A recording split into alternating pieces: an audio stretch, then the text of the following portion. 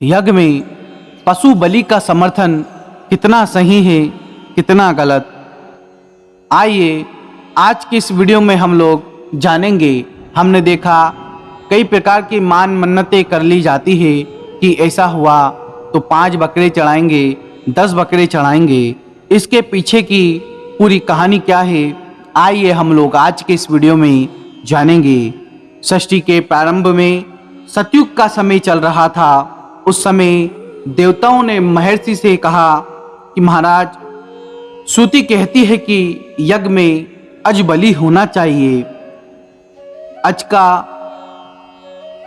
मतलब एक बकरे का नाम था। फिर आप लोग उसका बलिदान क्यों नहीं करते? महर्षियों ने कहा, देवताओं को मनुष्य की इस प्रकार परीक्षा नहीं लेना चाहिए और ना उनकी बुद्धि को भ्रम में डालना चाहिए।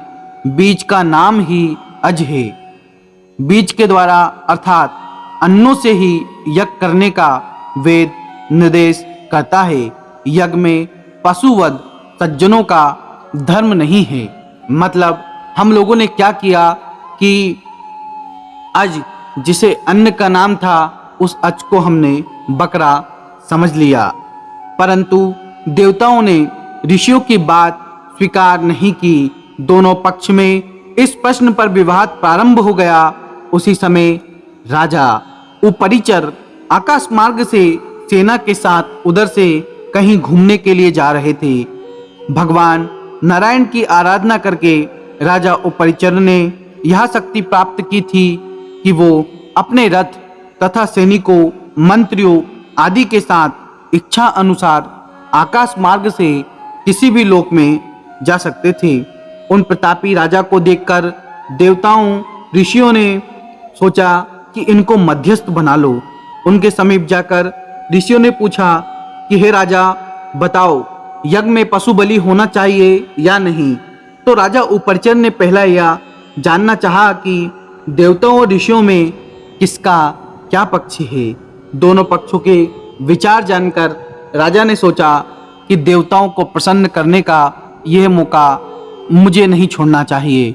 और राजा उपरिचर ने निर्णय देते हुए कहा कि यज्ञ में पशु बलि होना चाहिए।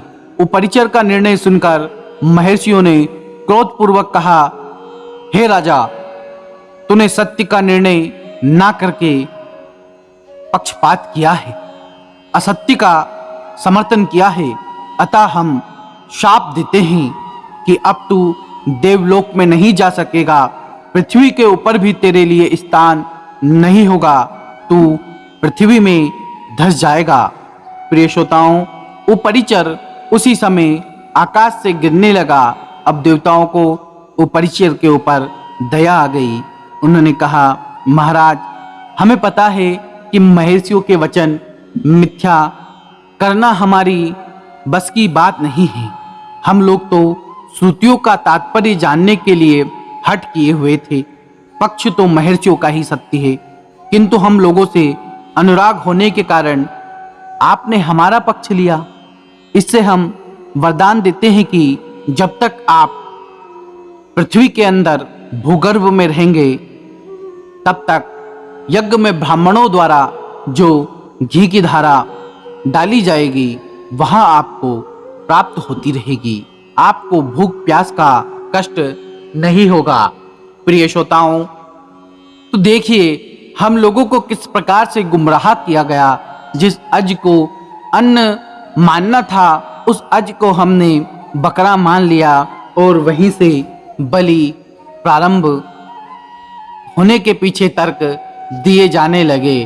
कई लोग कहते हैं कि बकरे नहीं खाएंगे, मुर्गे नहीं खाएंगे, तो कहाँ जाएंगे? अरे भाइयों, आप ही बताएं कि इंसान को कोई खाता नहीं है, तो क्या इंसान इतने बढ़ गए कि पृथ्वी नष्ट हो गई? नहीं ना। देखिए, इस प्रकृति को, इस नियति को इस ईश्वर ने बनाया है। उसे पता है कि संतुलन कैसे बना के रखना है। इसलिए आप इतनी चिंता मत कीजिए।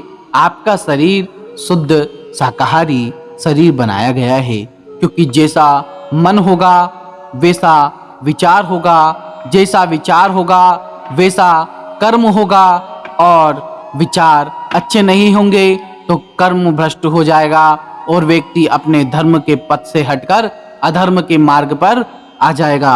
आशा करता हूं यह वीडियो आपको पसंद आया होगा। यदि यह वीडियो आपको अच्छा लगा तो हमारे चैनल को सब्सक्राइब करना, वीडियो को लाइक करना, कमेंट बॉक्स में जय श्री महाकाल लिखना ना भूले। मिलता हूं किसी नए वीडियो में, जब तक के लिए राधे राधे, जय श्री महाकाल।